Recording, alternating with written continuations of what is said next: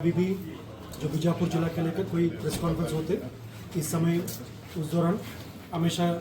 एक चेहरा और एक नाम श्री मुकेश चंद्राकर रहते हैं। कभी भी पुलिस संबंधित कोई भी विषय है हम लोग प्रेस कॉन्फ्रेंस करते थे, उस दौरान उन्होंने काफ़ी एक एक्टिव रोल में एक सकारात्मक भूमिका में हमेशा हम लोग के बीच में उपस्थित रहते थे। और आज दुर्भाग्य है ये प्रेस कॉन्फ्रेंस उनकी लेकर घटनाक्रम हुआ, उसी के संबंध में हमको करना पड़ रहा।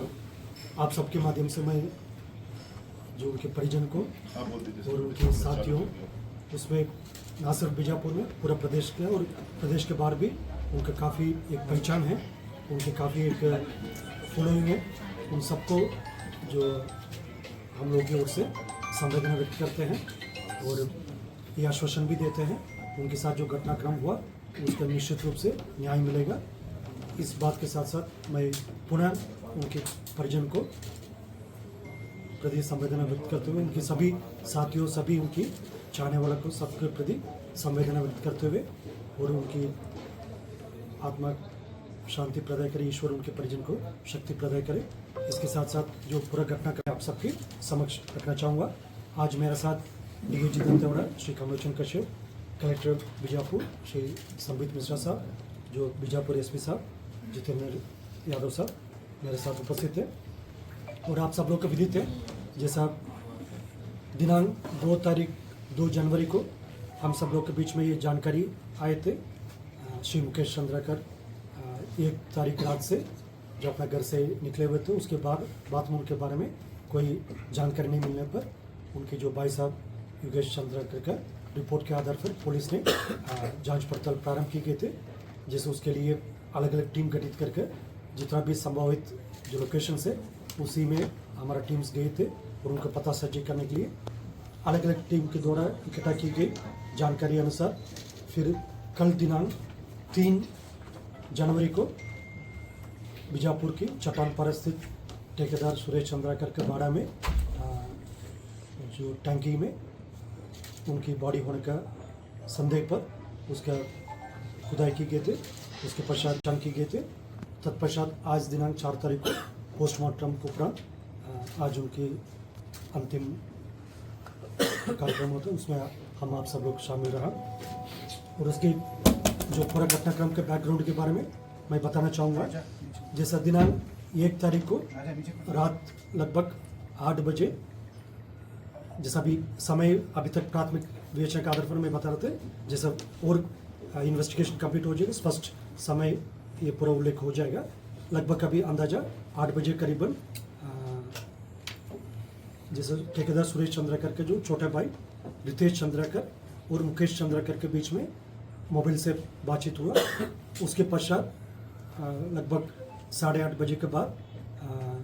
दोनों रितेश चंद्राकर और मुकेश चंद्राकर जो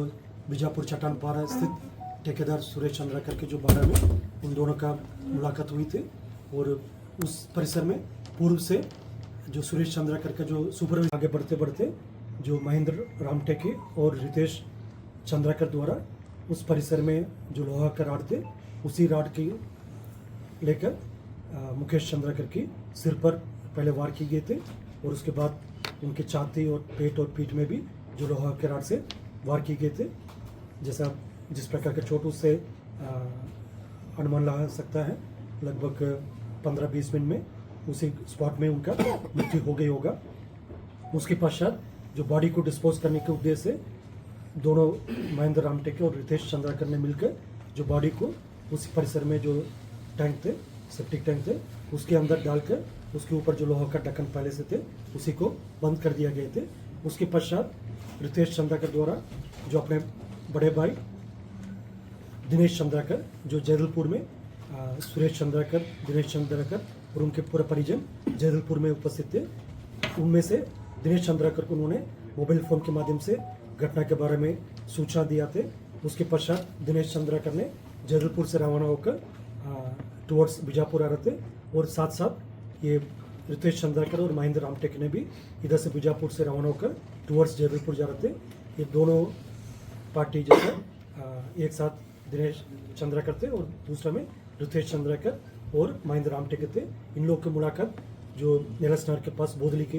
एरिया में हुआ। उसके पश्चात ये सब मिलकर वापस इधर आए थे बीजापुर आने के बाद अगले दिन सुबेरे यानी 2 तारीख के सुबेरे रितेश चंद्राकर द्वारा ठेकेदार सुरेश चंद्राकर की जो गाड़ी को लेकर इधर से जैदलपुर कोंडागांव होकर रायपुर एयरपोर्ट पहुंचा। रायपुर एयरपोर्ट से दिल्ली के लिए रवाना हो गए थे। तब तक मिसिंग रिपोर्ट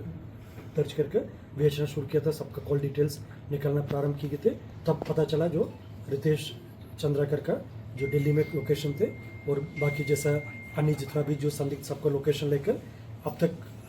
कुल 3 लोग को पुलिस ने हिरासत में लिए थे। रितेश चंद्राकर का गिरफ्तार के लिए जो पार्टी दिल्ली रवाना करती, इस दौरान कल रात को रायपुर एयरपोर्ट में जो रितेश चंद्राकर द्वारा दिल्ली से वापस रायपुर आने का सूचना मिला था, एयरपोर्ट में उनका जो हमारा टीम द्वारा गिरफ्तार किए गए थे। और उनके जो बड़े भाई जो दिनेश चंद्राकर और जो उनके सुपरवाइजर महेंद्र रामटेके, इन तीनों का भी पुलिस ने गिरफ्तार करके अपनी पूछताछ की जा रही थी। और घटना में उपयोग किए गए थे जो आयरन रॉड और जो मोबाइल फ़ोन अन्य जितना भी साक्षी है उसका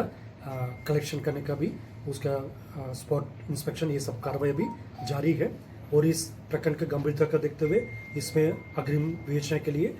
additional SP Mayank Gurjar IPS officer है, उनके नेतृत्व में 11 सदस्य के जो SIT टीम गठित की गए थे। और प्रकरण के जो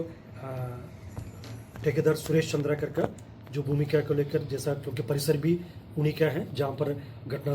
हुआ है, और जो वाहन भी जो उन्हीं के वाहन को इस्तेमाल करके जो रितेश चंद्राकर द्वारा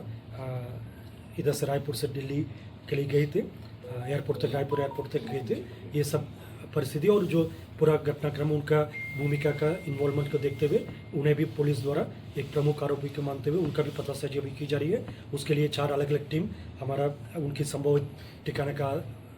आसपास जहाँ पर मिलने की उम्मीद है उधर टीम्स रवाना की थे। हमारा कोशिश है जल्द से जल्द उन्हें भी हिरासत में लेकर अग्रिम कार्रवाई करने का। अब तक घटनाक्रम में जो पुलिस की विवेचना में जो प्राथमिक स्तर पर अभी विवेचना, क्योंकि सिर्फ अभी उसका मैं क्रमवार आपके समक्ष मैंने रखा है, उसमें घटना जो स्पॉट में 2 आरोपी है जो रितेश चंद्राकर और उनके जो सुपरवाइजर महेंद्र रामटेके वो उपस्थित रहा, उन्होंने वार किया। और जैसा इसका साक्षी और छुपाने के लिए जो उस परिसर का जो टैंकी के ऊपर प्लास्टिंग करना, ये सब काम दिनेश चंद्राकर द्वारा की गई थे। और जैसा अन्य भी जो कॉन्स्पिरेसी एंगल है और जो किस कारण से मतलब इस टाइप का घटना को अंजाम दी गई थी, उसका मोटिव है, ये सब में जो अन्य आरोपी जो सुरेश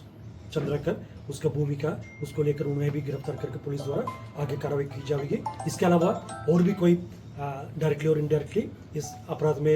इन लोगों को सहयोग किया